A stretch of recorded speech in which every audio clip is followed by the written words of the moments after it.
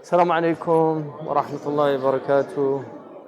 اللهم صل وسلم وبارك على سيدنا محمد وعلى آله وصحبه وسلم تسليما كثيرا. ولا حول ولا قوة إلا بالله العلي العظيم. اللهم افتح علينا حكمتك وانشر علينا رحمتك. اللهم افتح علينا فتوح العارفين وفقنا توفيق الصالحين. وقل ربي زدني علما. اللهم لا علم لنا إلا ما علمتنا إنك أنت العليم الحكيم. اللهم علمنا ما ينفعنا وانفعنا بما علمتنا زدنا علما. وصل اللهم على سيدنا محمد وعلى آله وصحبه وسلم تسليما كثيرا. ولا حول ولا قوة إلا بالله. I want to, before I go back into that, I want to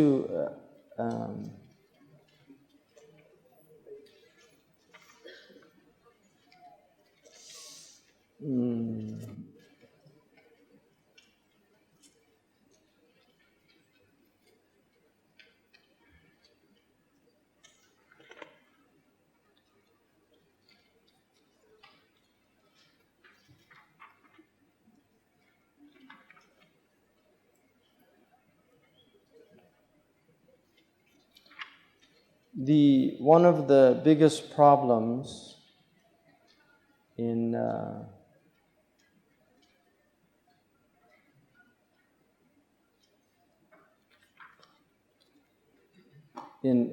modern Islam is the idea that you can take from the Quran and the Hadith directly.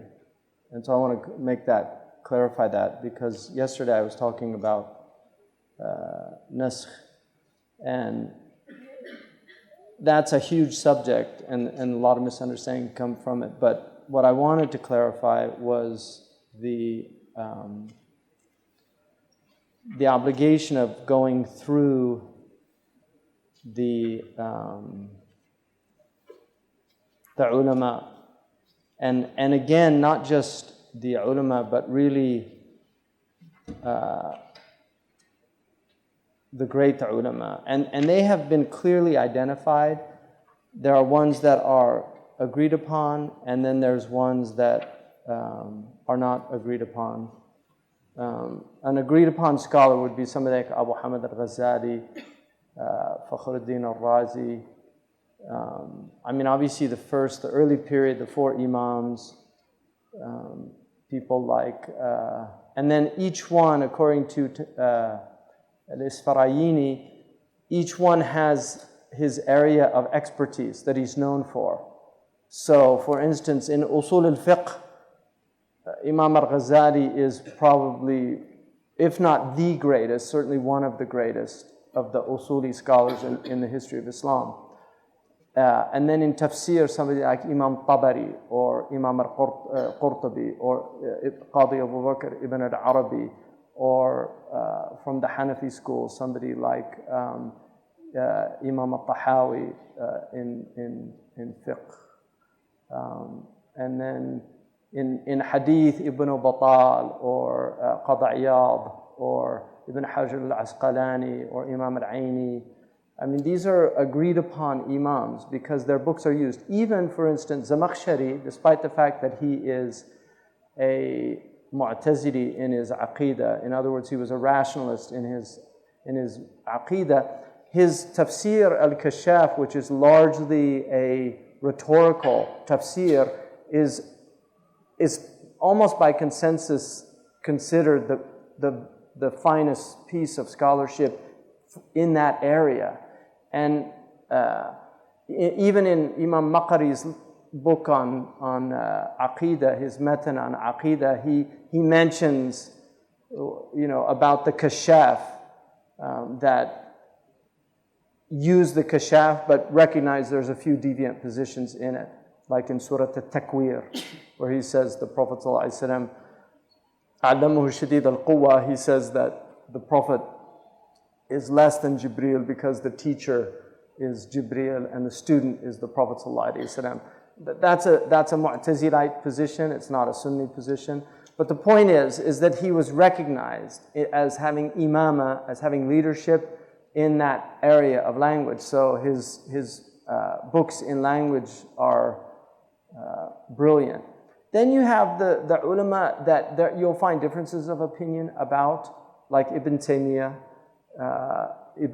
Ibn Arabi, the famous philosophical Sufi, who was also a muhaddith and a mufassir, like Ibn Taymiyyah, who was a muhaddith and a mufassir. These were actually encyclopedic giants in terms of the actual amount of information that they had amassed in the religion. But you'll find ulama differ about them. So some ulama will say that Ibn Taymiyyah is a kafir, and then other ulama will say he's Shaykhul Islam. Some ulama will say about Ibn Arabi that he's Shaykhul Akbar, and then other ones will say he's a kafir. So you'll find this in the tradition. You'll find these splits. With those type of imams, generally the Ahl Sunnah tended to avoid them. You will find areas where they were greatly honored,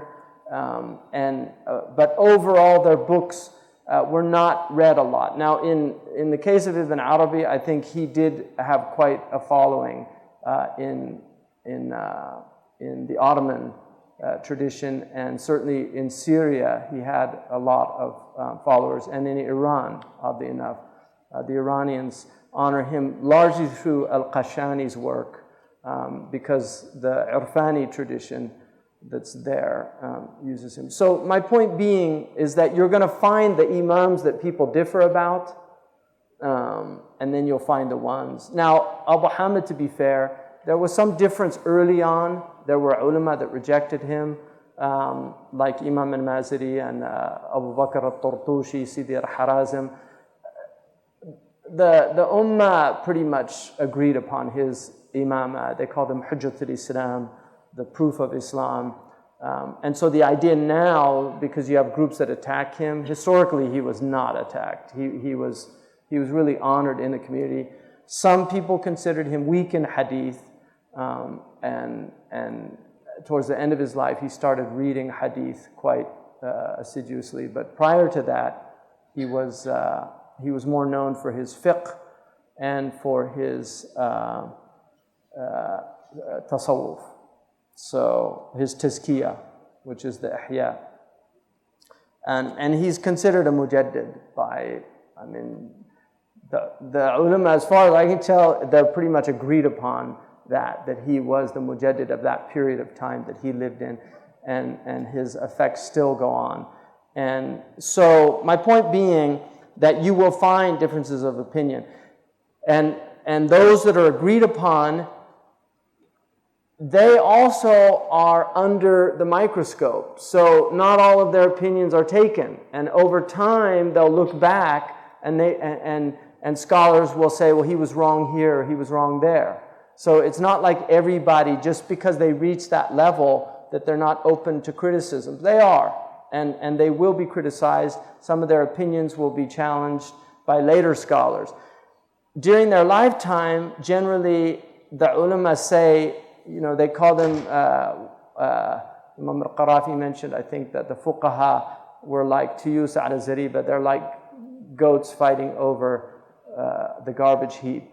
There's a lot of hasad amongst scholars, which was traditionally why contemporaneous scholars did not bear witness against other scholars. You have to really kind of wait to see what the ummah says down the road about them, because their contemporaries will often be against them simply because there's sickness in the souls, and they have hasad, and the ulama themselves have those sicknesses. But over time, those greats become part of the canon, and their books enter into the canon. And this is why you will find certain books are studied over and over and over again throughout history. And those are the most important books to read, because they're given a tawfiq, and they're given an honorific position in the library of the Muslims. There are many books in Arabic grammar, but for some reason, the foundation is Sibawayh's book, and from Sibawayh comes the great abridgments that are studied later, like the Ajurrumiya for basic grammar, the Qatr al-Nada, Mulhat al-I'rab, Lamiyat al-Af'al in Sarf, and then the Alfiya of Ibn Malik in grammar, and Al-Awamil al-Mi'a. In Balagha, there's certain books that were read consistently. In logic, certain books like the Shamsiyya and the Sulam of Akhdari.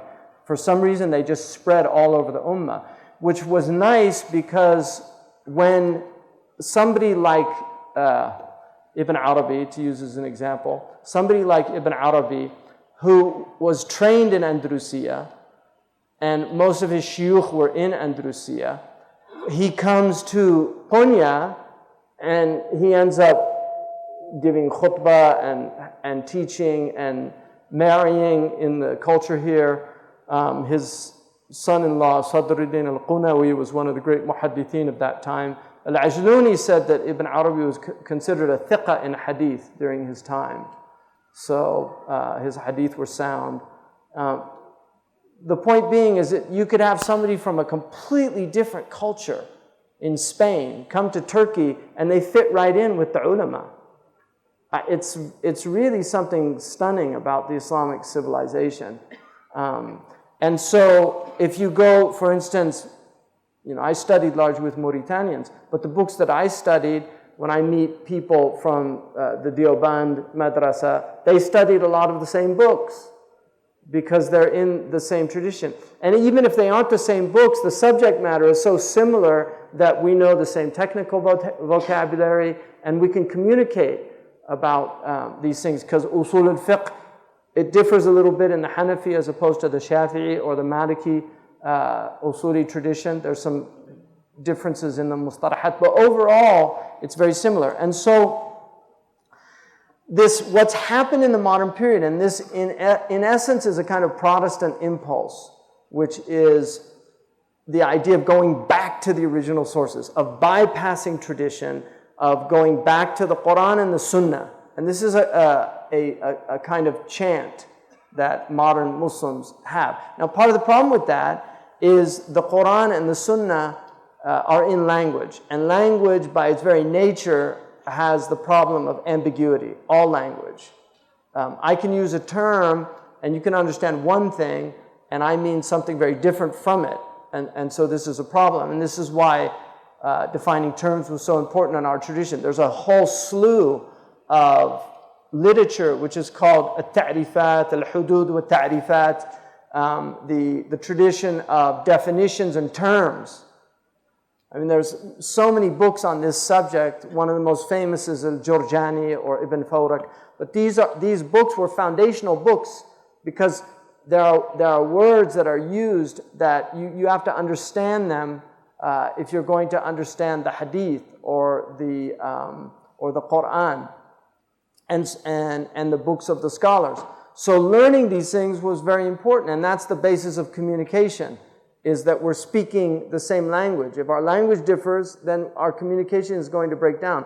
Whether it's two different languages, like Turkish and English, there's almost no communication. But even within the same language, if we're using terms in a different way, it's going to break down, which is one of the reasons why in Adab al-Bahth wal-Munadhara, it's the right of your interlocutor, whoever you're engaging with in a discussion, it's the right of the interlocutor to ask for a definition. It's a right. So any word you use, the person that you're speaking with, you can say arafhu. Yani how are you defining that term? And the definition of a term is done through the 5 predicables. So that's a whole other subject because you have to study that to do al-bahth wal-munadhara. So in saying that abrogation is a major problem in our community, the real problem is not so much abrogation, but it's people that are unqualified that are taking the Quran and the Sunnah into their own hands and not understanding how subtle these things are. That even naskh in itself And we assert, as Ahl Sunnah wal Jama'ah, all of us, we assert naskh.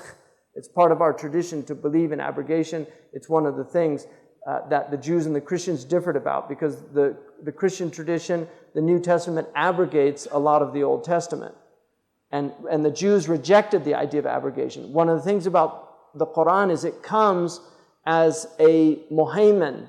It's a guardian of the previous dispensations. And so it will often clarify debates that they were having amongst themselves. And this is why the Quran will take positions. For instance, in the seven sleepers, the Orthodox tradition, they put them in their canon of saints. So they are considered saints in the Orthodox tradition. The Catholic tradition doesn't believe in the seven sleepers.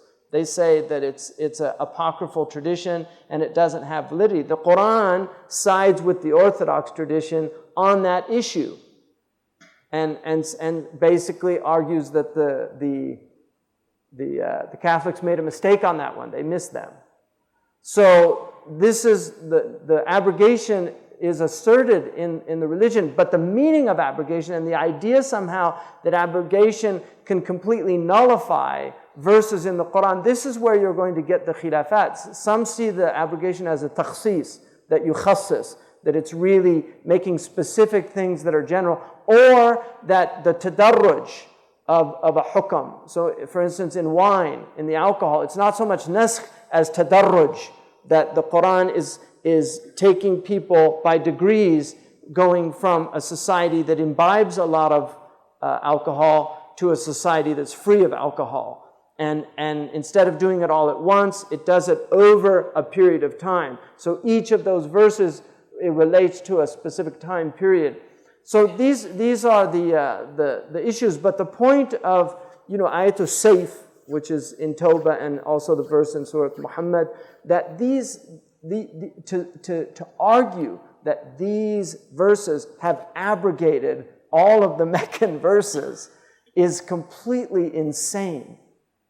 And this is one of the things that you will see people that really hate Islam. This is one of the key issues that they focus on in their books. What they say is Muslims will go to interfaith conferences and they'll say all these wonderful, beautiful ayahs, but what they're not telling you is all those ayahs were abrogated.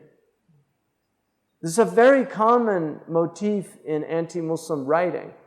And they'll bring our own sources. You see, they'll bring our own sources and they'll say, here it is right there. Look, Imam Suyuti in Al-Itqan, and this is considered a valid book in their tradition.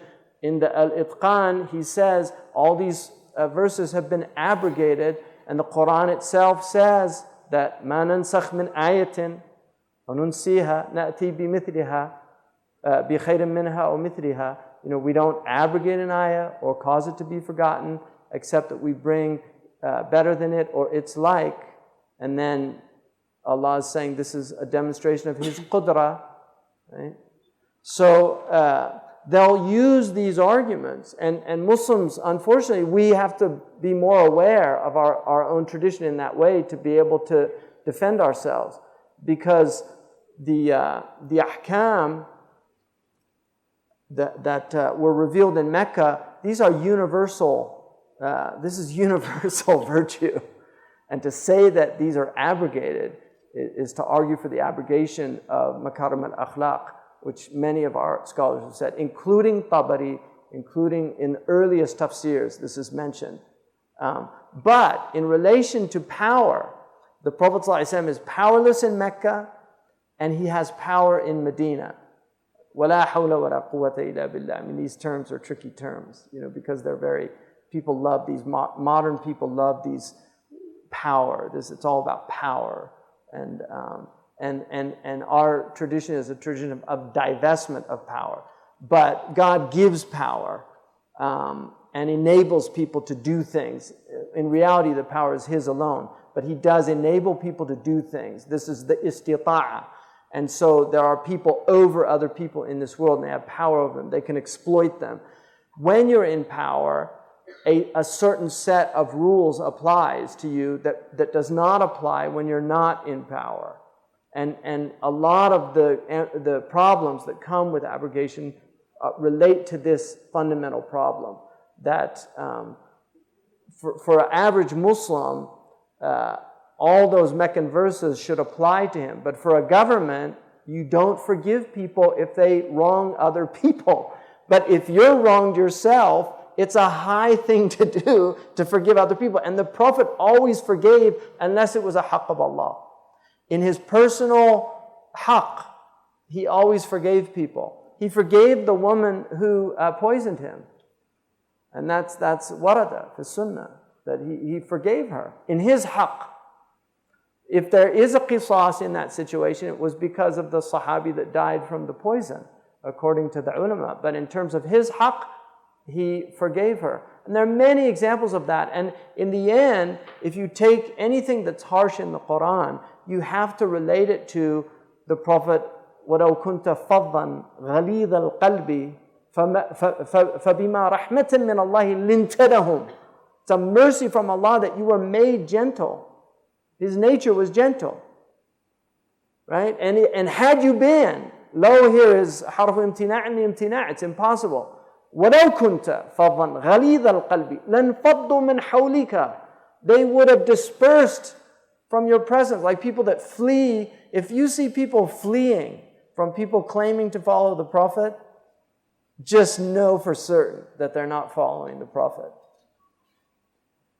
Because the Prophet's way is a way of attraction. It's not a way of negation. And so and then the other thing, in the 23 years in which the Prophet actually fought, rather the 13 years, because he did 10 years, because he didn't fight for the first 13 years. There were 29 ghazwa. Out of those 29 ghazwa, fighting only occurred in 11 of them. So 2/3 of his so-called battles had no fighting in them.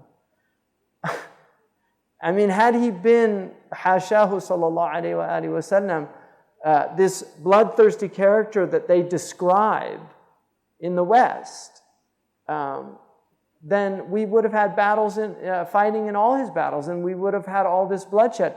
Less than if you look at the total number of people that were killed, and there are certain battles that the Prophet ﷺ, the biggest battle in terms of numbers, 6 people died, right, in the Khandaq. I mean, they had, all these thousands of tribes came from around Arabia to annihilate the Prophet ﷺ, and 6 people died. And Allah says that He kaffa aydihum ankum, that He's the one that prevented them. كُلَّمَا أُوقَدَ نَارًا لِلْحَرْبِ أَطْفَأَهَا اللَّهُ.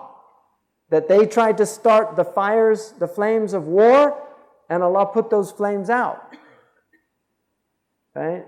So the Prophet ﷺ actually in most situations, he did not have these huge battles. It was quite the opposite. Even at Badr, the loss of 70 people was considered a major loss in the Arabian Peninsula. If you look at all of these battles, you will find that less than 400 Sahaba died in the 23 years.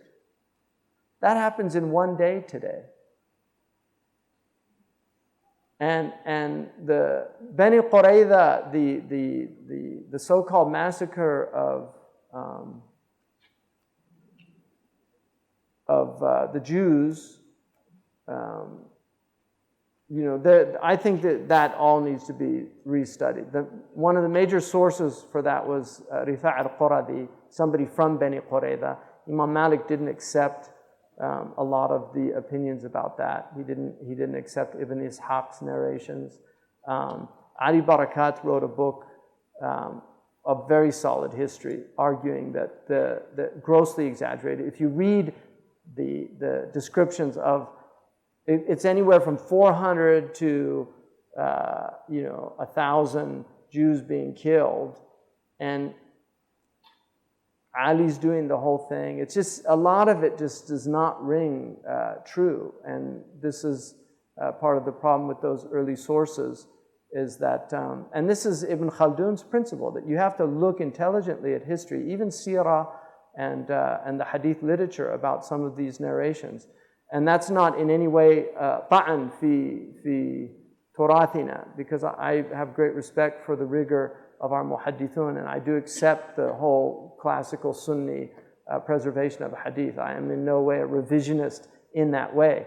But I'm also aware of a lot of narrations got into our tradition to make certain people look bad, like Imam Ali. And also we had Jewish converts to Islam that would bring in their own narratives also. People tend to exaggerate massacres. This has happened many times in history. The Turks have been still dealing with the Hamidian, so-called Hamidian massacres of the Armenians, and then the Armenian massacres of World War I. Those are all very problematic areas, and that's just 100 years ago. So what about 1,400 years ago? You know, if in the full light of history, there's all these debates about these Armenian massacres, then how are we going to look at things that occurred? And the hadiths, the athar about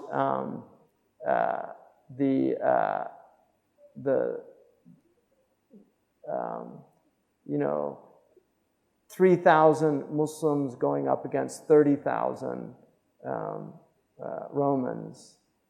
I mean, if you again read those, there's a lot of problems in those narrations, and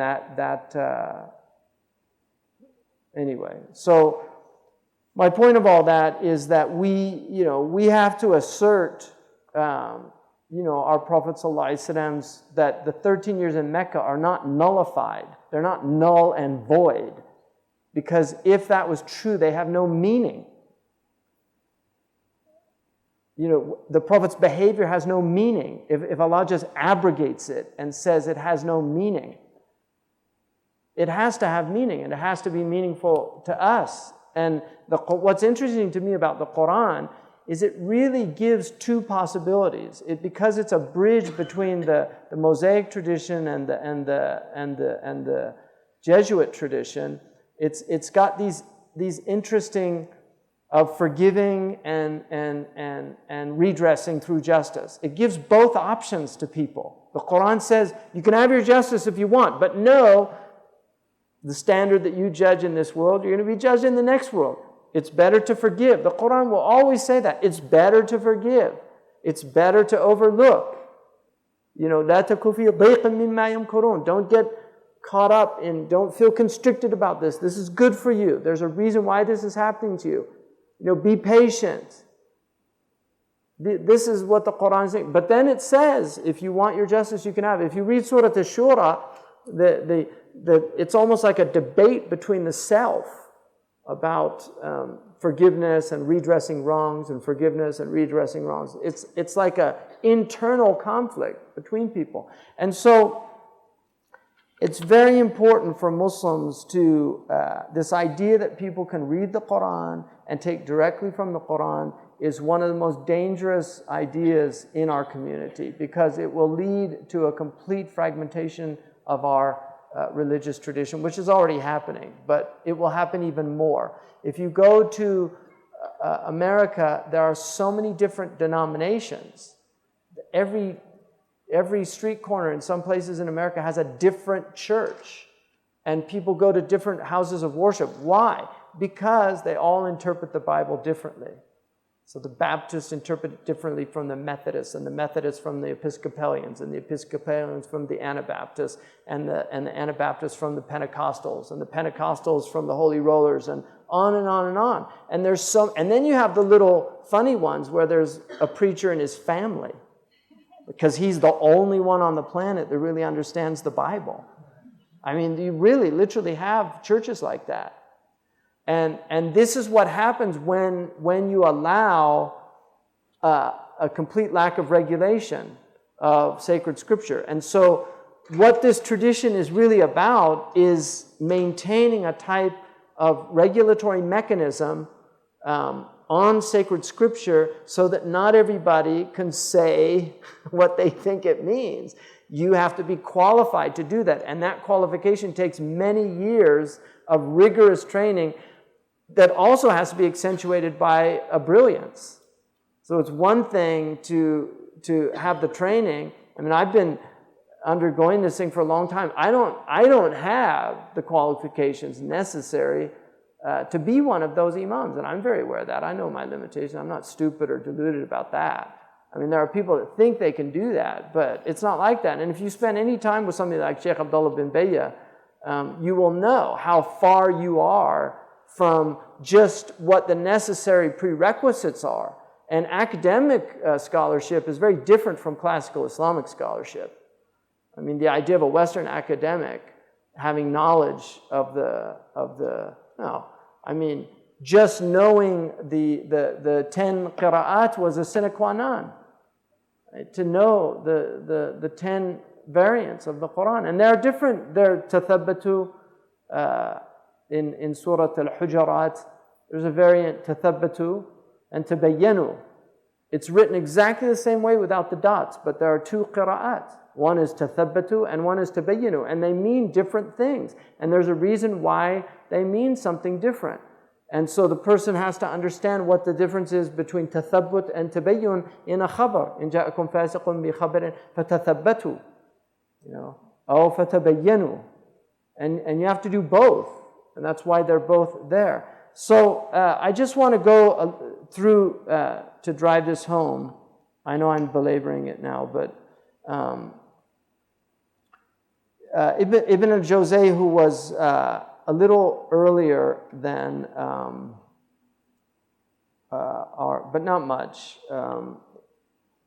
He was a generation and a half earlier than Sidi al-Mawaq, and Sidi al-Mawaq would have studied him and certainly been a master of the issues. But one of the things he says is that, the ulum of Quran that are contained in the Quran and also that need to be known for the Quran, he says that you can look at this from a summary and you can look at it from a detailed description.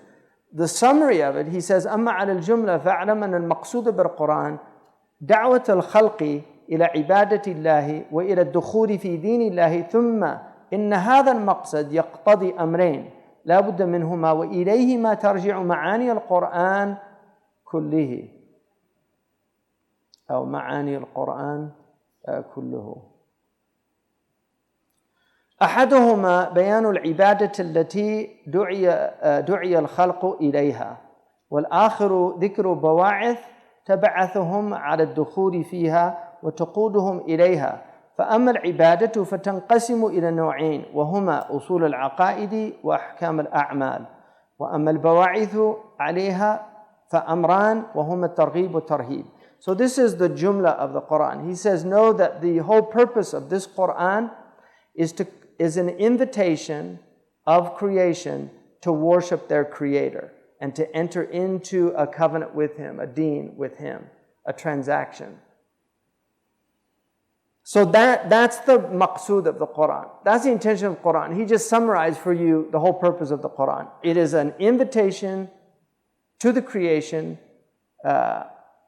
from the Creator to enter in, to worship Him and to enter into His deen. And then he said this maqsad, this purpose necessitates two things. La budda minhuma, they're inescapable. And وَإِلَيْهِمَا تَرْجِعُ مَعَانِي الْقُرْآنِ كُلِّهِ. Yeah, because the dhamir goes back to the Quran. مَعَانِي الْقُرْآنِ. It goes, all of the Quran, the meanings of the Quran.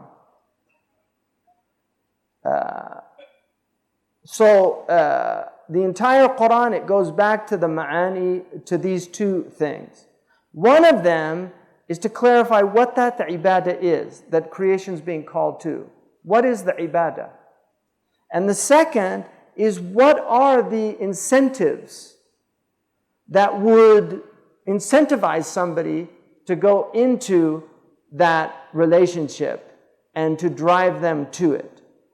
As for ibadah, this devotion, it is of two divisions, two types. Usul al-aqaid wa ahkam al-amal. It's foundational beliefs and categories of action or behavior. So, rulings about how to act and principles of what to believe. This is all of the Quran. And then he says, as for the incentives, they go back to two things: targhib and tarhib. Things that are desirable and things that are fearful. So this is the stick and the carrot. There are things that will encourage you to act, and there are things that will deter you from acting. Fear and hope. Those are the two incentives in the Quran. وَأَمَّا عَلَى التَّفْصِيلِ فَاعْلَمْ أَنَّ مَعَانِيَ الْقُرْآنِ سَبْعَةٌ. The meanings of Quran are 7. So every verse in the Quran can be taken back to 7 basic meanings. Every verse in the Quran. Some of the verses will have more than one, but everything in the Quran will go back to 7 basic meanings. وَهِيَ عِلْمُ الرُّبُوبِيَّةِ, knowledge about the Lord, knowledge of lordship. علم النبوة, knowledge of prophecy. علم المعاد, knowledge of eschatology, what happens after death. Knowledge of ahkam, rules. And then wa'ad, a promise. Wa'id, a threat, because the Arabs, they say aw'ada, right? And wa'ada, to make a promise and to make a threat. They use the same word. So the wa'id is the threat. So a promise and a threat, and then qasas, stories. That's the Quran. Those 7 meanings. Rububiyyah, Nubuwwah, Ma'ad, Ahkam, Wa'ad, Wa'id, and Qasas. So, basically divinities, prophecies, eschatologies, legal categories, promises, threats, and stories, history. And then he goes, فَأَمَّا عِلْمُ الرُّبُوبِيَّةِ, as for rububiyyah, you have إثبات وجود الباري جل جلاله والاستدلال عليه بمخلوقاته. So you have that Allah is showing that He exists. والاستدلال عليه بمخلوقاته, and He shows that He exists through His creation. The word in Arabic for the world is called alam. Alam in Arabic is ismul ala. It's called ismul ala. Fa'al. Fa'alun is ismul ala. Like miftah is ismul ala. It's the noun of instrumentation. It's the noun that enables you to do something with it. Alam is the instrument of knowledge. All of knowledge comes through the senses. We have a priori knowledge, but even that a priori knowledge is discovered through the senses. And so when people say to you that all you can know is what's in the world, that's not true. There's a priori knowledge that you have, intuitive knowledge that you have about the world that the world does not indicate to you. Abstractions are one of them. The fact that you can essentialize. There's nothing in the world that indicates that. That's something that the mind is gifted with. So Allah uses the world to show that the alam, and He's Rabbul Alameen. The alam, this instrument of knowledge, is to help you know your Lord. That's the purpose of the world. Because He lies behind veils. I don't even want to use that word lies. God is hidden behind veils. He has veiled Himself because His light is blinding. We can't know Him directly. We can't know His essence, but we can know His attributes, and therefore He reveals His attributes through the world. This is how He comes to be known. And so وكل ما جاء في القرآن من التنبيه على المخلوقات والاعتبار في خلق الأرض والسماوات والحيوان والنبات والرياح والأمطار والشمس والقمر والليل والنهار وغير ذلك من الموجودات فهو دليل على خالقه. All those things in the Quran that are talking about thinking about creation, considering the creation of the earth, the heavens, animals, foliage, winds, rain, the sun, the moon, والليل, right? والشمس, والضحاها. All these verses are to make you think about this vast creation that He has made, and all those other things that are mentioned. These are all proofs of the Creator. And this is the way He asserts His wahdaniyah, because His oneness will be understood through this. If you contemplate it deeply enough, you will arrive at oneness, because there are proofs against the multiplicity of sources behind this. This is the argument from what's called the first cause, which is a very sophisticated and difficult argument that people don't fully grasp because they haven't taken the time to study it. It actually, traditionally, in the Christian tradition, they spent 15 years studying these issues. 15 years in seminary. People now, they read St. Thomas's gross abridgments of these arguments, and they think, oh, there's nothing here for me. I don't believe in this. But if you reflect deeply about where this came from, you fall into two major problems, dawr wa tasalsul. And so all of these things are to take people out into an understanding of God's unity. وَالرَّدَّ عَلَى الْمُشْرِكِينَ وَالتَّعْرِيفِ بِصِفَاتِ اللَّهِ مِنَ الْحَيَاةِ وَالْعِلْمِ وَالْقُدْرَةِ وَالسَّمْعِ وَالْبَصَرِ وَغَيْرِ ذَلِكَ مِنْ أَسْمَائِهِ وَصِفَاتِهِ وَالتَّنْزِيهِ عَمَّا لَا يَلِيقُ بِهِ. So these are proofs of the Creator, His oneness. They're refutations of people that associate with God. They're also ways of coming to know the attributes of God, such as life, knowledge, power, hearing, sight, and all these other things from His names and His attributes, and removing any association with Him that would be inappropriate to associate with Him. That's rububiyyah in the Quran. أما النبوة فإثبات نبوة الأنبياء عليهم الصلاة والسلام على العموم. It is to establish or assert the reality of prophecy of the prophets, may peace and blessing be upon all of them, in general, وَنَبُوَّةِ مُحَمَّدٍ صَلَّى اللَّهُ عَلَيْهِ وَسَلَّمَ عَلَى الْخُصُوص, and specifically the Prophet Muhammad's prophecy. And this is why the great Muslim obsession was not with proving the existence of God. It was actually proving the existence of prophets, especially our Prophet Muhammad. Because if you can prove the Prophet, then it follows, if the Prophet's telling you there's a God, it's obvious. So they really wrote many books of Dalail al-Nubuwwah, proving the Prophet ﷺ, the fact that he was predicted by so many previous dispensations, the fact that he had factual miracles. There are miracles that could not be a lie because the Quran actually mentions them, and the Quraysh were there, and the Quran doesn't say anything about the Quraysh denying it, because they saw these things with their own eyes. Because there are things in the Quran where the Quraysh will actually say that's not true. They'll refute things, but certain things they didn't. And this is one of the interesting things about Orientalists. If anything in our tradition puts the Muslims or the Prophet ﷺ in a bad light, it's treated as history. They always just treat it as history. But anything that has any miraculous element, it's clearly fabricated. So Aisha's age is history. But the palm tree that moaned in the masjid, clearly fabricated. Right? Even though there's debate about Aisha's age. And al-Bukhari, I mean, you could easily have dropped just the 10 marker. There are ulama that say she was 16, not 6. So there, and many examples like that.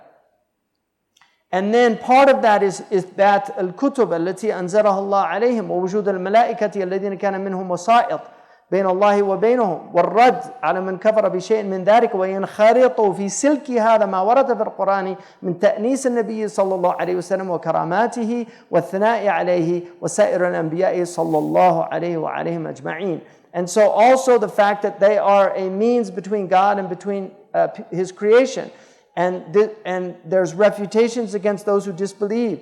And also there are things in the Quran in order to mollify or mitigate the sorrows of the Prophet ﷺ, and telling him about the previous prophets and what they went through, so that this gives a type of solace for the Prophet. So the Quran is very solicitous for the Prophet's spiritual well-being by reminding him that you're in a long chain of people that have been wronged, and this is the sunnah of God, because he's elevating you with these tribulations. أما المعاد فإثبات الحشر وإقامة البراهين عليه والرد على من خالف فيه وذكر ما في الدار الآخرة من الجنة والنار والحساب والميزان وصحيف الأعمال وكثرة الأهوال وغير ذلك.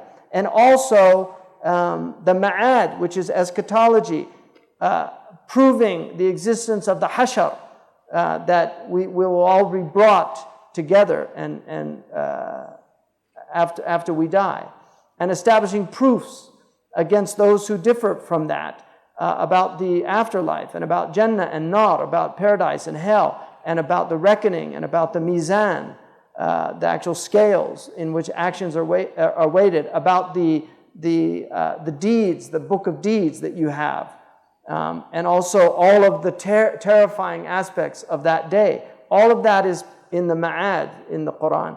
أما الأحكام, as for the rules, فهي الأوامر والنواهي وتنقسم خمسة أنواع. So there's 5 categories: واجب ومندوب وحرام ومكروه ومباح. We've already gone through that. ومنها ما يتعلق بالأبدان كالصلاة والصيام، وما يتعلق بالأموال كالزكاة، وما يتعلق بالقلوب كالإخلاص والخوف والرجاء وغير ذلك. And then there's things that relate to the bodies. So you have the prayer and fasting, and then what relates to wealth, like zakat, and then what relates to the hearts, ahkam al-qulub, is in the Quran. الَّذِينَ فِي صَلَاتِهِمْ خَاشِعُونَ. Those who are in their prayer, they're khashi'un, they have khushu'. محل الخشوع القلب.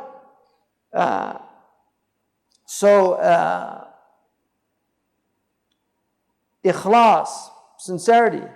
وَمَا أُمِرُوا إِلَّا لِيَعْبُدُوا اللَّهَ مُخْلِصِينَ لَهُ الدِّينَ. They were only commanded to worship Allah with ikhlas. أما الوعد, as for the wa'ad, فمنه وعد بخير الدنيا ومن النصر والظهور وغير ذلك. So the promise that they'll have good in this world, if they follow Allah, they'll be given victory. This is one of the crises of modern Muslims, is that there's all these verses of victory. Muslims were given victory always in their history. And then what happened? Well, if you don't fulfill the covenant, then it doesn't work. And this is one of the interesting things about Islam. There's something on that I don't remember who did it, but they did a timeline of the historical spread of religions. How many people saw that? Yeah, a lot of people. So one of the interesting things about that is how slow these other religions started. When it gets to Islam, it just turns green everywhere. It spread so rapidly. What was that? Why did Islam spread so much more rapidly than these other religions? It can't be argued that it was just military conquest. I mean, that's just because the Mongols had a vast spread and then they're gone, they disappeared. But this religion stayed. Why is that? Why is it that 96, there's 2 opinions, 96 or 98% of Turks are Muslim? Why is that? I mean, why is it that the Persians, very proud, great civilization, they became Muslim. And they left their own prophet, Zardusht. He was a Persian. Right? Zardusht, they had a Persian religion. They left their own Persian prophet for an Arab prophet. They looked down on the Arabs. The Arabs to them were akaratul bab. They were the lizard eaters. That's what they called them. They looked down on them. They were their mawali. The Persians controlled the Arabs. How is it that the Persians, with all their pomp and circumstance, within such a short time, embraced the religion of Islam and then became the greatest Muslims? Look at the history. Salmanu minna al-bayt. The Prophet ﷺ said about the verse in the Quran, وَآخَرِينَ مِنْهُمْ لَمَّا يَلْحَقُوا بِهِمْ. There are those coming later that haven't achieved yet. He said, he pointed to Salman and he said, Hum min qawmi hada. They're from this man's people. لو كان العلم بالثريا لناله رجال من الفرس. If knowledge was on Pleiades, it would be Persians that got there. The Persians gave us the higher mathematics. Look at these great Persian mathematicians. The Persians gave us Maulana Rumi. I mean, why is everywhere all over the world people are just so in love with his words? Why does he speak universally? All of our great imams of hadith, Imam al-Bukhari, Imam Muslim was of Arab background, but he was raised in Persian tradition. He's a Naisapuri. He was from Nishapur, but he's originally from the Arab. But Tirmidhi was a Persian. An-Nasa'i was a Persian. Ibn Majah, Persian. The great Arab scholars of Islam, Persians, all of them, really. It was the later ones that came, that condensed what the Persians had codified. Abu Hamid al-Ghazali, the great Usuli scholars, Imam al-Juwayni, al-Ghazali, these are Persians. It's amazing what Persia gave to Islam. And they were Sunnis. The Seljuk who came here came from the Persian, from Central Asia, the great Turkish peoples. They came here, established this incredible civilization here in Turkey. The Ottomans, the educated Ottomans were fluent in Turkish, Persian, and Arabic. The Yenisheri had to learn Persian. That was part of their training. It's amazing what they did. So the Prophet promised, he was given promise of this victory. It happened so swiftly. It was amazing how swift it happened. When the Ottomans took the mantle, when the Seljuk collapsed and the Ottomans took the mantle, nobody in the history, you look at, this is the longest ruling family in human history that we know of. No other family ruled longer than them. How did they break all those historical sunan? How did they do it for so long? In the 16th century, they were already talking about Ottomans would be over soon. In Europe, can't last much longer, just 400 years, right? Seriously. My mother was born and there was a sultan, there was a khalifa. My mother, 95 this year. When she was born, there was still a khilafah. Khilafah was officially November 1st, 1922. And then 24, it's ended completely with the establishment of the Republic. But my mother was alive and there was a sultan, a khalifa of the Muslims. It wasn't that long ago. So, you know, the Nasr, in Tansurullah, yansurkum. If you give victory to God, God will give victory to you. We have all these Muslims. I mean, if you look at what happened in the Ottoman lands that were defended, Mustafa Sabri says 2/3 of Ottoman history was defending other Muslims. 2/3 of their history. And then when the breakdown happens, they're betrayed by all these people. And now the Muslims are suffering from the effects of those betrayals. Nobody wants to deal with this fact. It's painful. You allied yourselves with the British, and look what you got. Sultan Abdul Hamid wouldn't give up Palestine. He was offered, all the Ottoman debts would have been forgiven. And the famous letter, everybody knows about this stuff. He said, I can't give up. It's not mine to give. Can't sell something. It's a sacred trust. But people there were promised, oh, we'll give you your own country, get rid of these horrible Turks, right? Beware of white man speaks with forked tongue, right? That's what the Native Americans, you want to talk about promises from white people, talk to the Native Americans, right? Seriously, white man speaks with forked tongue. They're all snakes, sister. You got poisonous ones, you got non-poisonous ones, so watch out. No, that's... She's like shaking her head. Did I just hear that right? Yeah, no. There's good white people and bad white people. There's good black people and bad black people. There's good and bad. And then there's mixed inside the same person, like most of us. But don't listen to your enemies. Beware of Greeks bearing gifts. Right? You know, that's a Turkish saying. That must be, because they brought that big Trojan horse, right? That was in Turkey. They put it outside as a gift, you know, and poor Cassandra, given the gift of prophecy, don't bring the horse in. But part of the gift was the curse that nobody would listen to her. So she said, don't bring the horse in. It's a mistake. No, this is a gift. Look, they're finished. 10 years, we beat them. They brought it in. That's what has happened to the Muslim world. We brought in this Trojan horse, right? And what happens in the Trojan horse is that at night they get all drunk. They're celebrating their victory. And then the Greeks come out of the horse and then open the gates. And the Greeks come back and they wipe out Troy, right? Kill all the men and take all the women and children as slaves. So, you know, now it's the television. If you want a Trojan horse in the house, I mean, it's the television.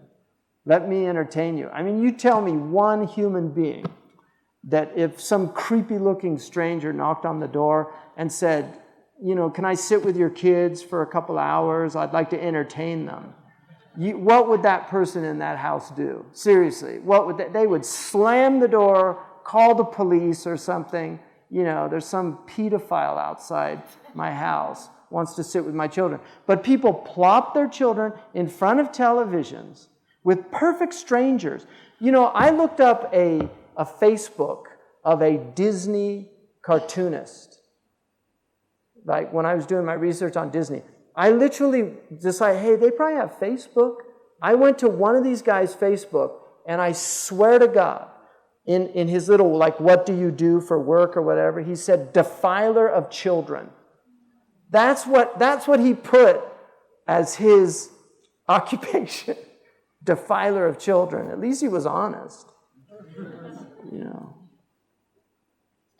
So the wa'ad is something, you know, but most of the wa'ad is about akhirah. So dunya, don't think it's all dunya. It's really وَهُوَ الْأَكْثَرُ كَأَوْصَافِ الْجَنَّةِ وَنَعِيمِهَا, like the descriptions of paradise. أما الوعيد فمنه تخويف بالعقاب في الدنيا ومنه تخويف بالعقاب في الآخرة وهو الأكثر كأوصاف جهنم وعذابها وأوصاف القيامة وأهوالها. وتأمل القرآن تجد الوعد مقرون بالوعيد وقد ذكر أحدهما على أثر ذكر الآخر ليجمع بين الترغيب والترهيب وليتبين أحدهما بالآخر كما قيل بضدها تتبين الأشياء.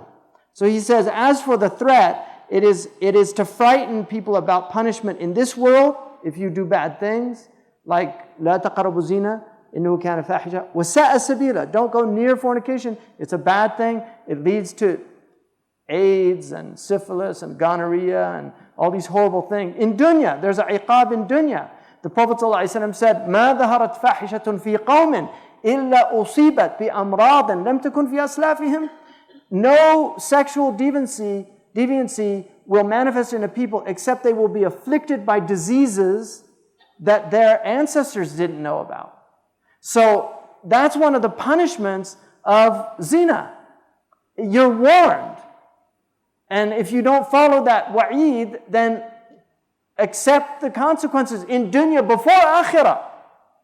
This is why Imam al-Kandahari said that the sharia is hujjatullah al-baligha.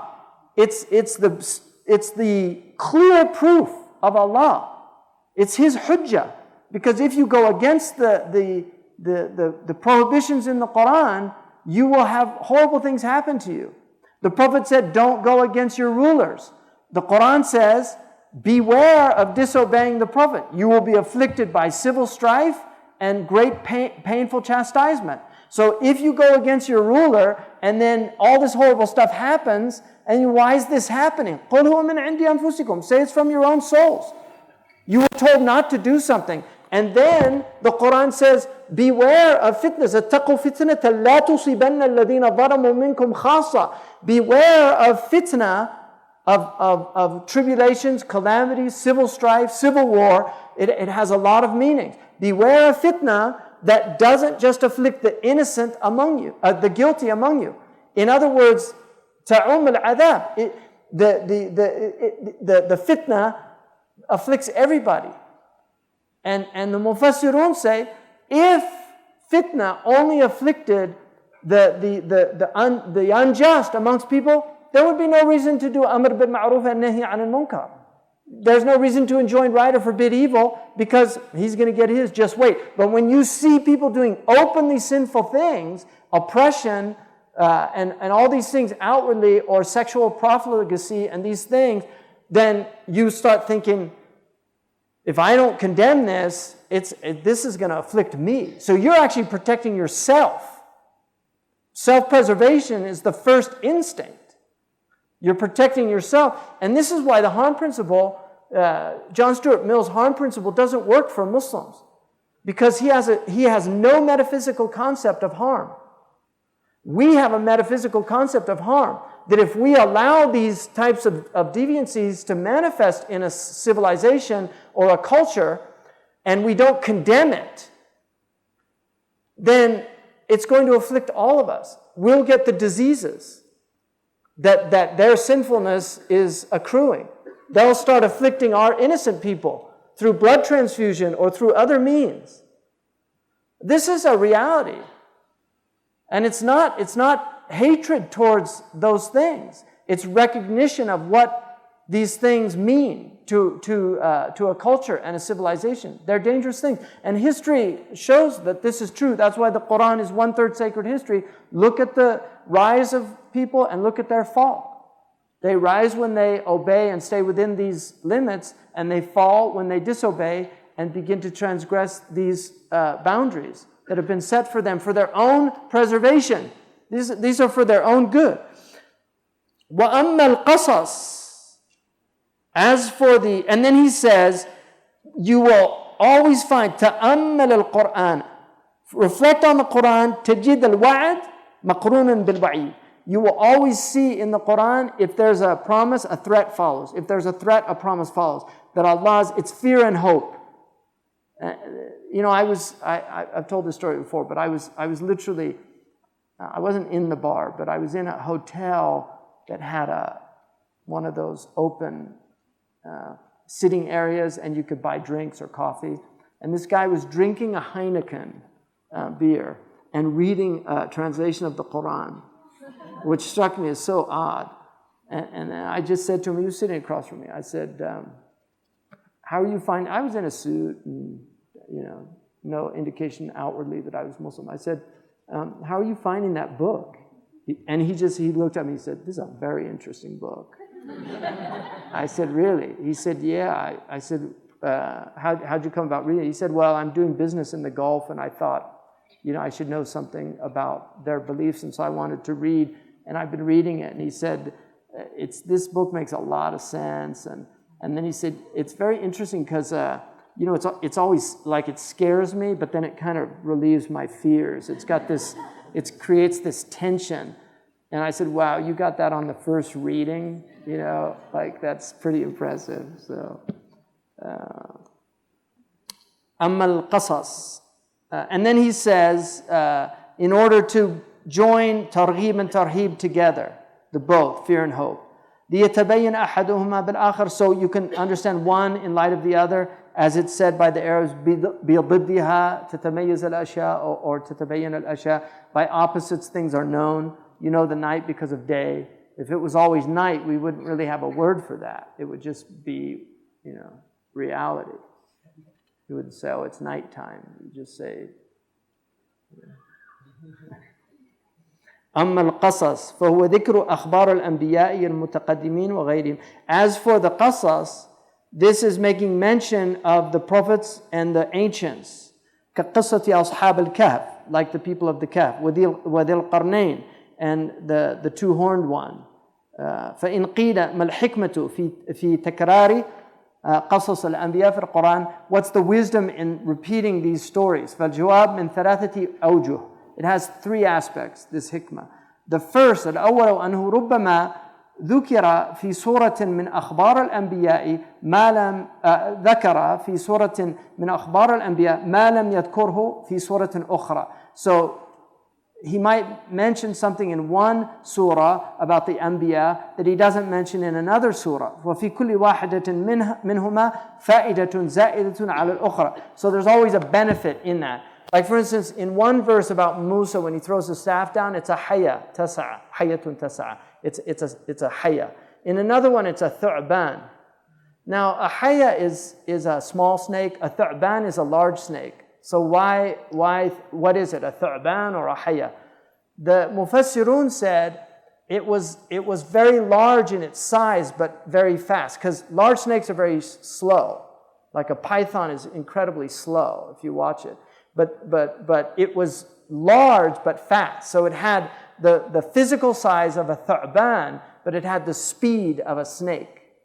And so Allah used both words in one and the other. Because the Arabs don't have a word for a large, fast snake. So that's an example of where you'd have a nuance of meaning in that. So that's the first reason. الثاني أنه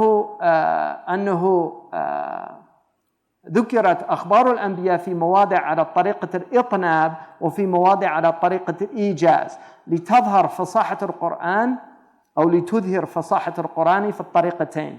So sometimes the akhbar of the prophets, the stories of the prophets are mentioned in itnab is a rhetorical term which means that it's extensive. So there's detail.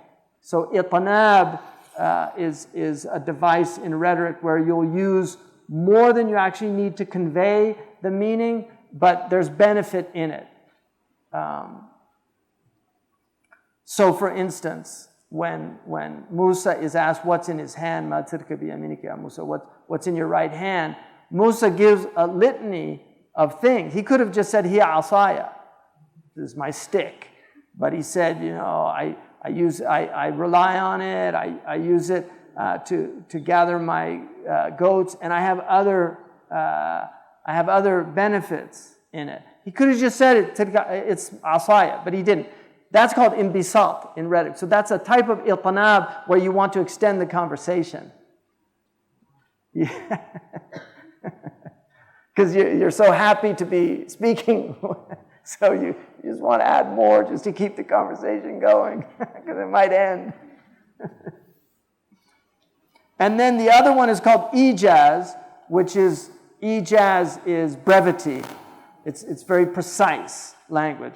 In order to manifest the fasaha of the Quran in both ways, that the Quran has brevity, but it also has the eloquence of itnab, which is more extensive. The third reason, الثالث أن أخبار الأنبياء قصد بذكرها مقاصد فيتعدد ذكرها. So the akhbar of the Anbiya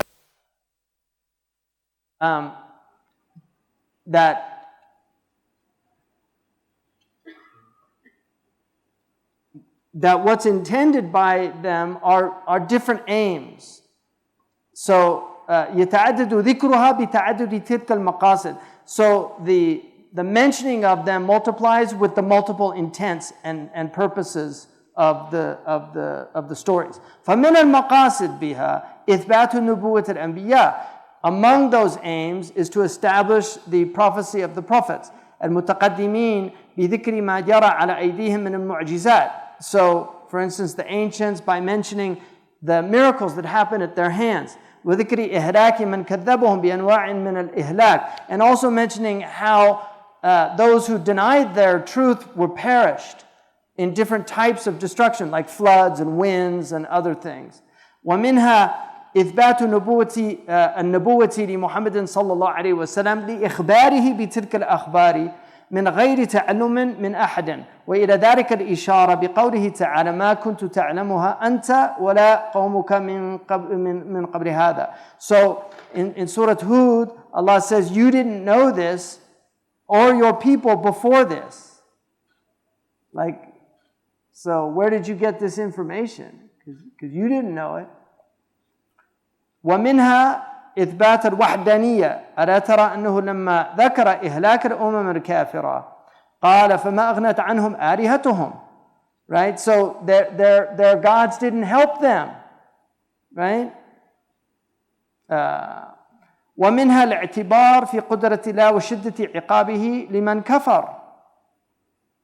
And also, just reflecting on the divine power of God and the fiercefulness of His punishment. ومنها تسلية النبي صلى الله عليه وسلم عن تكذيب قومه له بالتأسي بمن تقدم من الأنبياء. And so, وَلَقَدْ كُذِّبَتْ رُسُلٌ مِّن قَبْلِكَ. Prophets were denied before you. You're in that line, so expect to be denied in Surah Al-An'am. So just giving the Prophet solace and letting him know. ومنها تخويف الكفار بأن يعاقبوا كما عوقب الكفار الذين من قبلهم إلى غير ذلك مما احتوت عليه أخبار الأنبياء من العجائب والمواعظ واحتجاج الأنبياء وردهم على الكفار وغير ذلك. فلما كانت أخبار الأنبياء تفيد فوائد كثيرة ذكرت في مواضع كثيرة ولكل مقام مقال. And also because it's to create fear in those who disbelieve, that this is what happened to previous people. So you should be forewarned and showing them these things. And so there are great benefits in mentioning all these things. And then he says, وَلِكُلِّ مَقَامٍ مَقَالٍ. And then every situation has its appropriate words. And so,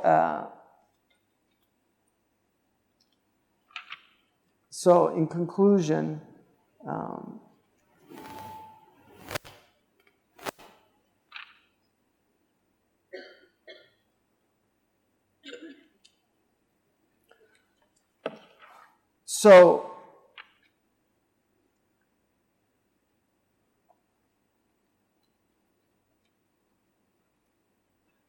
So before you can speak about the Quran, you have to know 12 knowledges.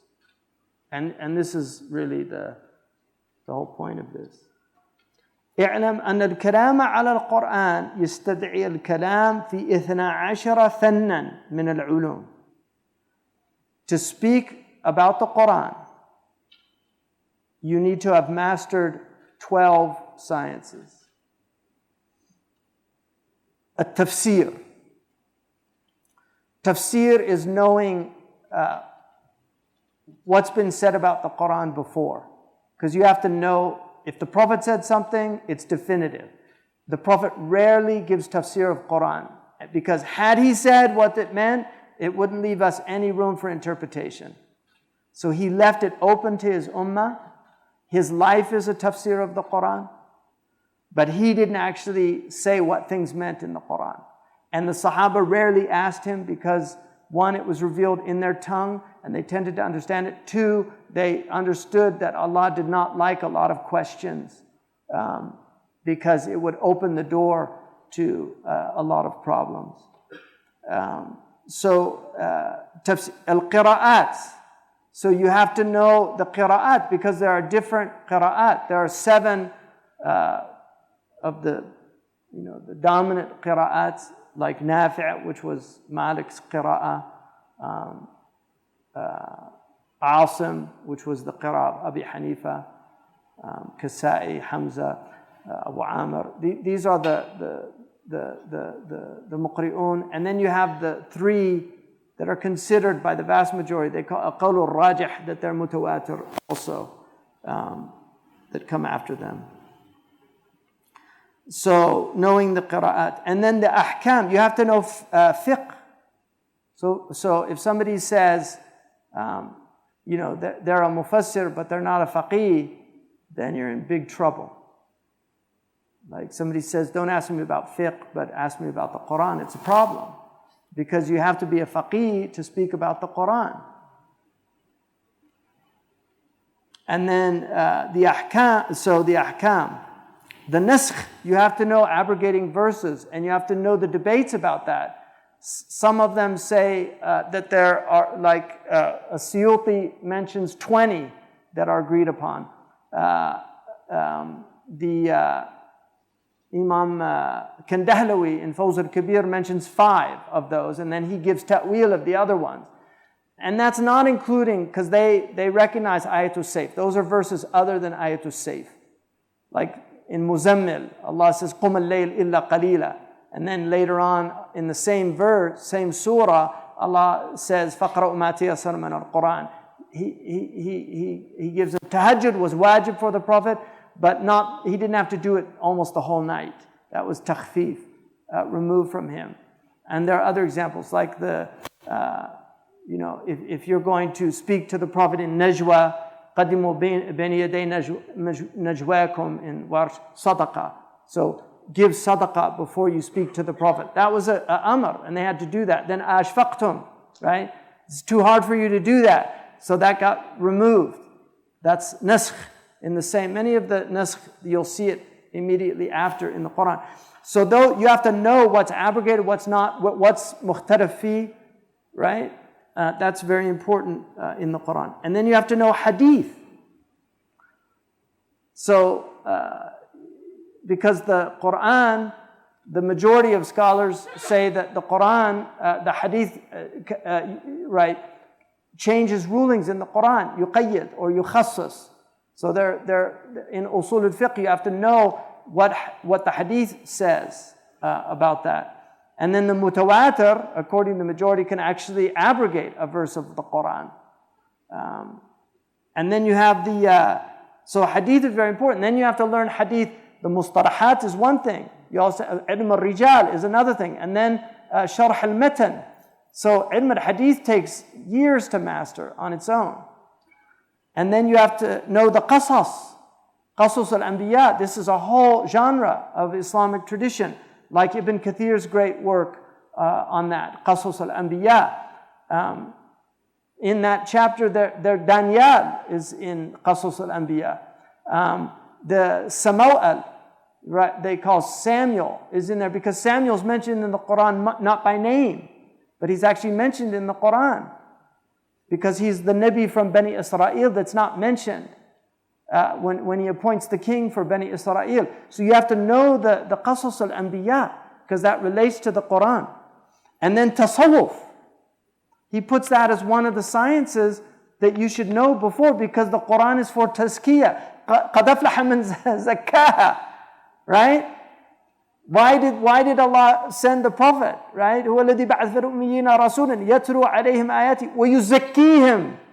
Before you can know the Quran, you have to have tazkiyah. وَيُعَلِّمُهُمُ الْكِتَابُ وَالسُّنَّةِ. So tazkiyah precedes knowledge of the book and the sunnah. And that's what tasawwuf is, ilm al-tazkiyah, whatever you want to call it. We know there's a science in our religion called ilm al-tazkiyah. Traditionally, it was called tasawwuf. If you don't like that name, tazkiyah is a Quranic term. Ihsan is ilm al-ihsan, ilm al-nafs. But you have to know how, because one of the things that's dangerous is you can interpret the Quran from your hawa. So if you don't have tazkiyah, then you're going to be interpreting the Quran from your hawa. And then usul al-deen, aqidah. You have to know aqidah before you can do tafsir of the Quran, because much of the Quran is about aqidah. 1/3 of the Quran is about aqidah. And so you have to know aqidah, and then you have to know the debates about aqidah. What's from the usul and what's from the furu'. The Muslims don't differ in their usul, but there's difference of furu' in aqidah. Just like furu' al-fiqh has differences, furu' al-aqidah has differences. There's debates amongst the great mutakallimun. But not in the usul, not in the principles, but in the details. They debate. And then usul al-fiqh. So you don't just have to know ahkam, fiqh, furu'. You also have to know usul al-fiqh before you can. And then lugha. You have to have vocabulary. You have to know all the possible meanings of any given word in the Quran, because many of the words have different meanings. Like qur' can mean tahur, it can mean hayd. You have to know that. Because what is it? Tahur al-hayd. And why is there a khilaf? And what's the rajih, if there's a rajih? What's the preferred opinion? And then nahu. You have to know nahu and sarf. So you have to know grammar, because if you haven't learned grammar, you'll make terrible mistakes. And then finally, you have to know bayan, rhetoric, balagha. Much of the mistakes that people have made in the Quran and in our religion is the result of being ignorant of rhetoric, like not knowing what majaz mursal is, not knowing what isti'ara is, not knowing what, the itnab and the ijaz, hadf, like why there's certain things are omitted, lacunae in the Quran, not knowing those things, what iltifat is, why Allah goes from first person to third person in the same statement. That's a type of rhetorical device, and it'll confuse you if you don't know that, because in the West we don't really have that device. It's not part of Western rhetoric, and that's something that confuses Western people when they read the Quran. Why does it go from first person to third person like that? Because we don't do that in Western literature, but in Arabic, it's a type of tanbih. It's a rhetorical device, iltifat, and many other examples. So these are the sciences. And now we have, unfortunately, a lot of people doing tafsir of Quran that are not qualified. And Daesh, much of what they're doing out there is because they're reading these verses about killing people wherever you find them. You have to look at what our ulama said about those verses, and that you don't kill prisoners. The Prophet ﷺ had dispensations that aren't permitted for other people. The Prophet did things that are haram for us to do. This is something our ulama knew. He had khasa'is. You have to know what those are. You have to know, for instance, that burning people is not permitted because of the hadith, أَمَرْتُكُمْ أَن تُحْرِقُوا فُلَانًا وَفُلَانًا فَلَا تُحْرِقُوهُمَا وَاقْتُلُوهُمَا إِذَا وَجَدْتُمُوهُمَا. I told you to burn so-and-so and so-and-so. Now I'm telling you, don't do it. But if you find them, punish them. And even in the hadith of Ali, for those who say, because it's in al-Bukhari, they say that he burnt them after he killed them in another riwayah.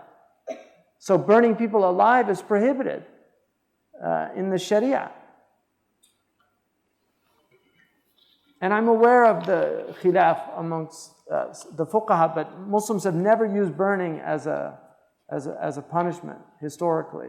And the historical narrations, there's no consideration in fiqh of historical narration. None. No fuqaha will base a hukm on a piece of history. It has to be a solid transmitted narration. It has to have isnad.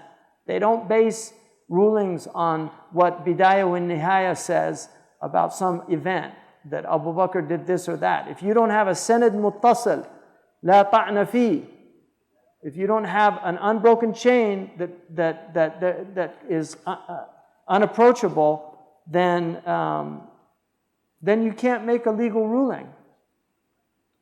Anyway, I hope that, part of what I'm, hoping is just to kind of clarify in your mind some of these things, because these are real problems in our community now. We have a religion that's supposed to unite us, and now all it's doing is dividing us. And the reason for that is because we're not following it.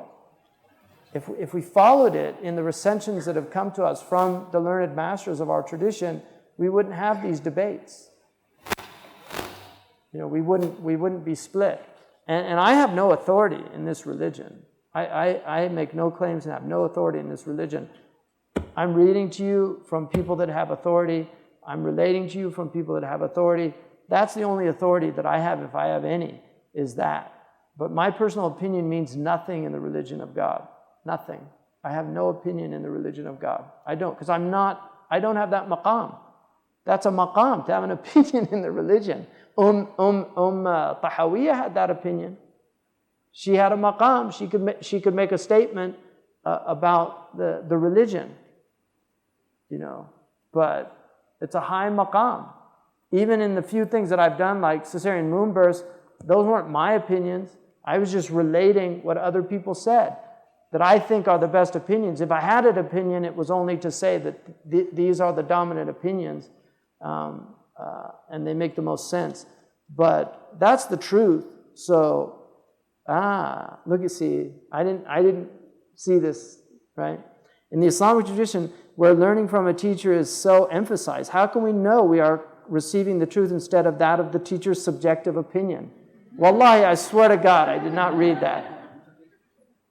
I swear by Allah to you, I did not read that question. That is exactly, I just gave you the answer. So that is the point. Don't listen to me. Do not trust me. I'm telling you the truth. Trust Ibn Juzay al-Kalbi, trust Sidi Muhammad al-Mawaq, trust Abu Hamid al-Ghazali. I would argue that Sheikh Abdullah bin Bayyah is trustworthy. But he's also, he relies on all these people. He has his tarjihat, undeniably, but he's at that maqam. I mean, I really believe that. But that's how you can know that. This is a really excellent question. And then also remember, Abu Hamid al-Ghazali said, know men by the truth, don't know the truth by men.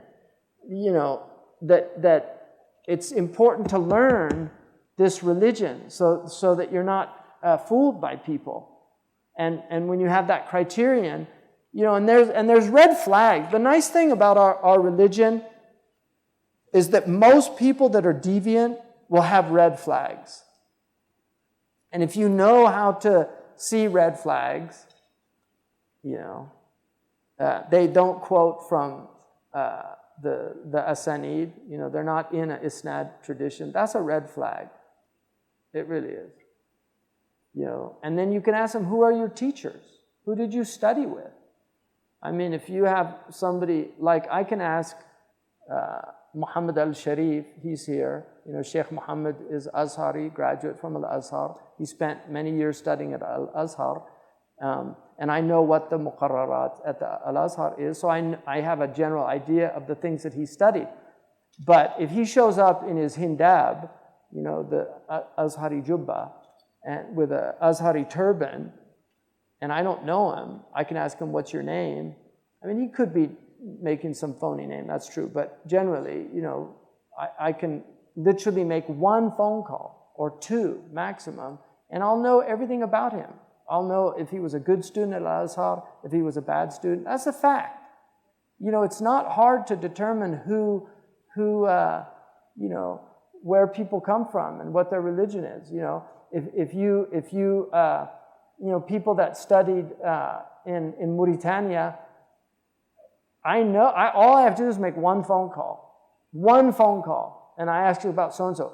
The Mauritanian ulama, they all know each other. They know who's a student and who's not. And they know who's at the level of a high level and who's not. They know. It's just known. It's well known. And this was traditionally the way our ummah was protected, because there were rightly guided people, and they had teachers, and those teachers were rightly guided. Now there's all these people that are outside of these traditions. They don't follow madhab. I was taught if somebody does not follow a madhab, unless they're a rank beginner in this religion, that you have to follow a madhab.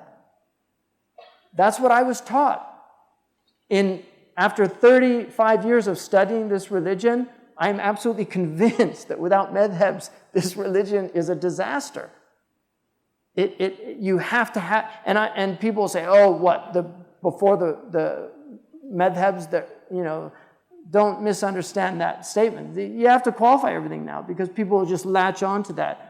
Oh, he said the religion without, so that means the Prophet's religion was a disaster because there were no madhabs then. This is the way people think now. My point is that there are so many differences of opinions in this religion. If you don't have a madhab that explains a normative tradition, you'll be confused and you'll be on a new religion every day, because you're going to find hadiths that contradict what you're doing one day the next day.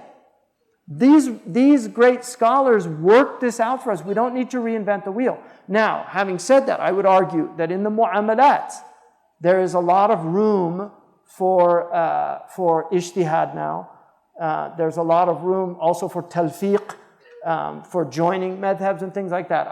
And that's Sheikh Abdullah bin Bay's position. In ibadat, I don't think so. I really think people should follow one school in their ibadat, and unless they move to another school for some benefit that's permitted, or there's a rukhsa that's necessary, like the Shafi'is using the Maliki opinion when they make tawaf, because wudu is an obligation during tawaf. If you touch a woman, or a woman touches a man, the wudu is broken, and therefore they follow the Maliki madhab in that condition. That's a valid rukhsa, because it would be impossible to do it otherwise. Those are the things, but that's really a good question.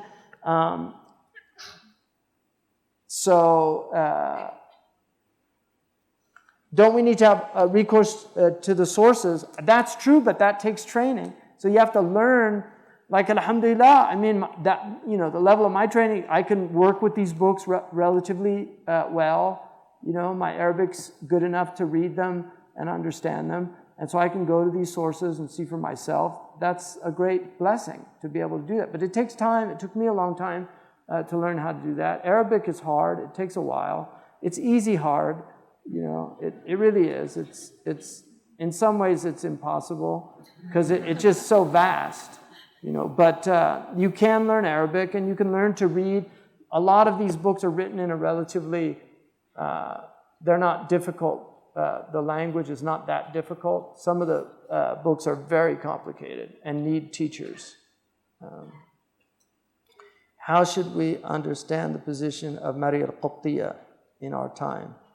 It's an interesting question. There's a khilaf about Mariya al-Qibtiyya. I mean, most say that she was what's called Walad, which is they have the status of a wife. Concubinage was definitely part of the pre-modern world. It doesn't exist anymore, with the exception of sexual slavery, which is totally haram, and also what these people are doing in Iraq and Syria is completely just against things. But it's definitely a pre-modern world that permitted these things. The Quran is clearly moving towards the abrogation of slavery and these type of things. Anybody that looks at the Quran, that's very discernible. Fakku raqaba, freeing the slaves. Concubinage was also, another thing about the pre-modern world was that there was incredible poverty like today. There are people today that sell their children. This is simply a fact. There are people in Vietnam, you can go, there are places, pedophiles know about this, I've only read about it, but there are places you can go and buy children because the people are just so poor. And it breaks their heart. It's not like they want to, I saw a documentary on this, that's how I know about it. I mean, these people are in so much pain about this, but they're selling their children to feed their other children. And so this is a reality of the world. And so the Quran, one of the things about the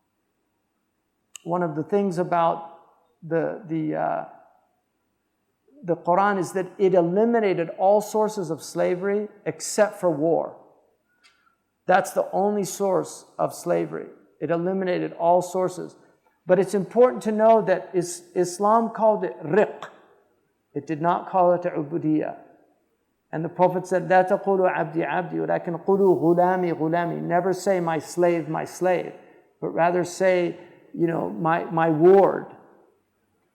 And so people have to understand that the Prophet ﷺ did not look at these people as abid. He said, "Kullukum abidun lillah." All of you are God's slaves. And so this is not a slave. He removed. So the idea that there's slavery in Islam, it's the wrong word. But there is indentured servitude. And that's the closest word in English that we have to what the Muslims call the riq. And the proof for that is indentured servitude enabled you to buy yourself out of the bondage that you were in. In the West, we have mortgages, right? And you work to pay off the mortgage, right? The Muslims had Allah allowed for a means for people to be reintegrated into society after war. And they were reintegrated in two ways. They were reintegrated in the riq, and this was also a reason why they did not want to kill people in war, which is a deterrent to murdering people, because these people actually ended up being sources of wealth in war. And so it's a deterrent to kill people in war. But once they enter into riq,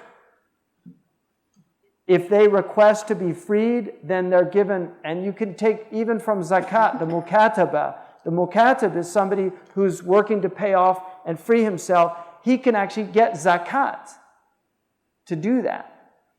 The Prophet ﷺ said that only a few people in our religion get two rewards. One of them is a person that has a raqiqa, a woman in his servitude, and he educates her and frees her and marries her. So that's a double reward. And so we cannot take the modern world with its conceptions and ideas and try to superimpose that on the pre-modern world. It will not work. But we also have to recognize there are elements in the pre-modern world that are no longer translatable in the modern world. And this is not somehow abrogating or nullifying our religion. It's recognizing that people change and times change. We can't treat a 12-year-old today the way a 12-year-old was treated 100, 200, or 500 years ago. It's a completely different mentality. Women commonly married at young ages in most societies. In England, if you reach 7, which is called sin al-tamyiz, you could be hung for theft at 7, because they considered them little adults, because they could speak like adults, and they were ignorant. The Prophet ﷺ said that 15, 18, according to the Maliki madhab, if there's no signs of puberty, 15 is the age in which you are accountable. 15. That's very close to the modern age. You can't enter into the army as a child. It's prohibited to fight as a child in Islam. You have to be at least into puberty. The Prophet turned them back. If the young people wanted to fight, like 13, 14-year-old, he would send them back. So he didn't have child warriors. It's very alien to our tradition. So anyway, how do we distinguish between blameworthy manipulation of language, that the Jews are reprimanded in the Quran for their rhetorical tricks, but also know the oratory techniques and power of beautiful speech, the likes of which Brother Malcolm X practiced? Rhetoric is the art of telling the truth beautifully, according to one definition. Rhetoric is dangerous because it's a double-edged sword. It can be used like logic. If you learn logic, you learn all the logical fallacies. That's part of logic, is learning logical fallacies. And lawyers are very good because they focus on the logical fallacies and often manipulate juries. Appeal to pity, appeal to emotion is a logical fallacy. Is this the face of a murderer? Right? I mean, that's not an argument.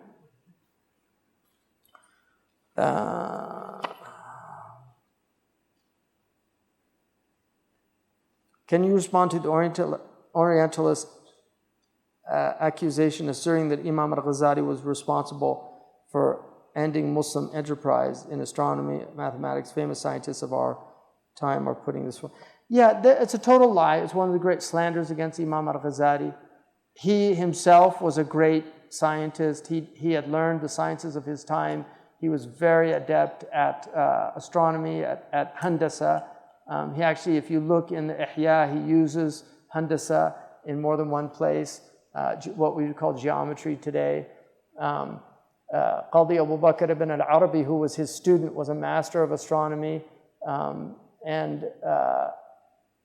He was also a practicing philosopher his entire life, Abu Hamid al-Ghazali. The idea that he destroyed philosophy is one of the greatest slanders in our history. He actually Islamicized, if anything, philosophy. And this is why a lot of the Salafi people don't like Abu Hamid, is because he brought so much of Ibn Sina's thought into Islamic tradition. And that's one of the reasons, because they think philosophy is the worst thing that ever happened to Islam. But philosophy is a tool like other tools. And it's important when you get into sophisticated societies and need sophisticated refutations of people. And also you have philosophical minds that have to find a place in Islam as well. Because not everybody's a simpleton, right? Islam works for simpletons. It can be understood at a very simple level, and there's nothing wrong with being a simpleton. In fact, there's a lot of purity in a lot of simple people. But there are also incredibly brilliant people. There are also some incredibly brilliant people that need to find their outlet also. Sadr al-Din al-Qunawi, who was here in Qunya, was a brilliant peripatetic philosopher. He was an epistemologist, but he was also one of the most important muhaddithun of his time. People came from all over the Muslim world to read hadith with him. So, Islam has room for everybody. But obviously there are limits, and those limits are determined by the ulama. تِلْكَ حُدُودُ اللَّهِ فَلَا تَعْتَدُوهَا. God has placed limits on us and on our thought. And the peripatetic philosophers, Ibn Sina made several mistakes. Abu Hamid clarified them in Tahafut al-Falasifa. How do we bring universal peace? Yeah. You have to wait for the akhirah for that one.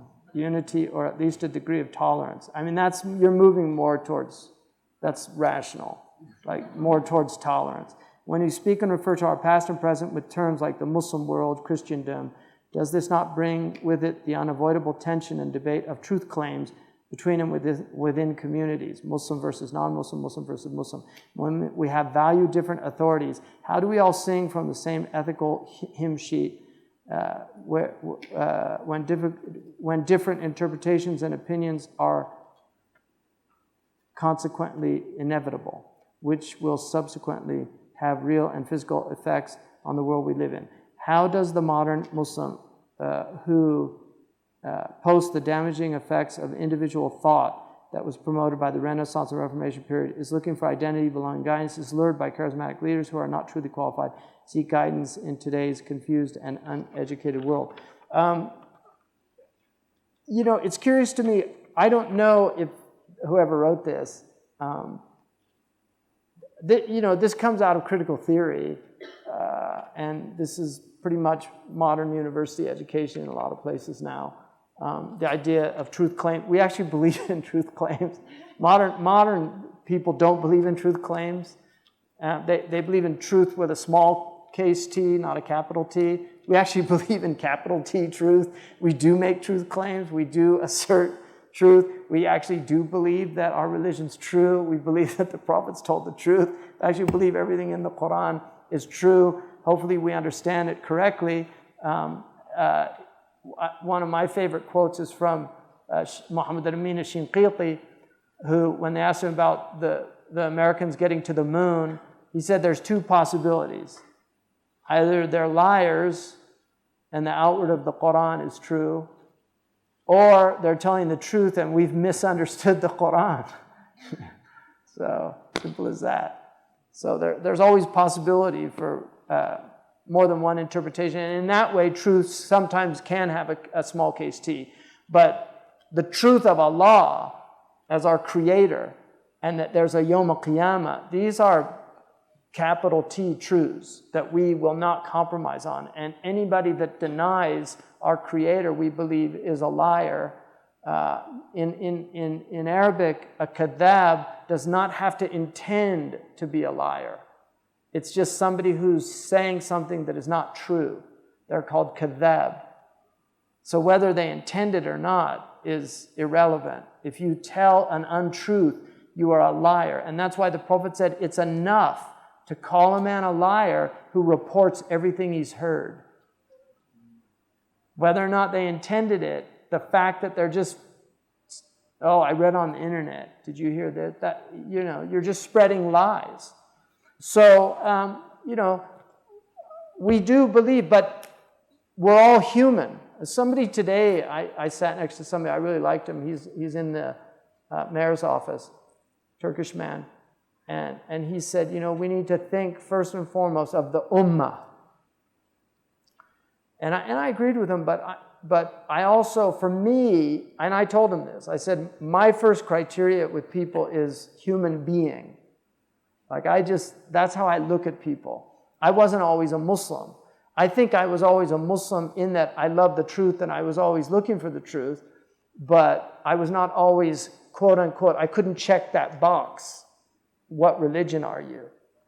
But had I known, I would have said Muslim, because when I found out about Islam, it made perfect sense to me, and I accepted it. But when I meet people, that's my ground of meeting. Are they a human being or are they a demon? And there's a lot of evil people out there. There are people that kidnap little children. There are people that kidnap women. There are people that will tell a woman in Romania that she's going to be a nanny in New York, and then they bring them there, and then they rape her, and then put her into a house and have her sleep with men all day long so that they can make money.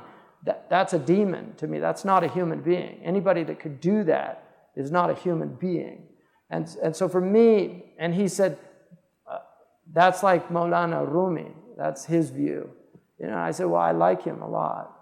So I think that's why people like him, because that's what he is. But he was also a profoundly educated Muslim and a practicing Muslim his entire life. They said that his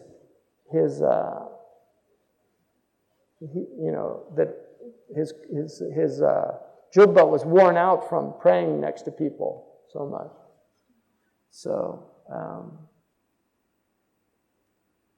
we're done. Yeah.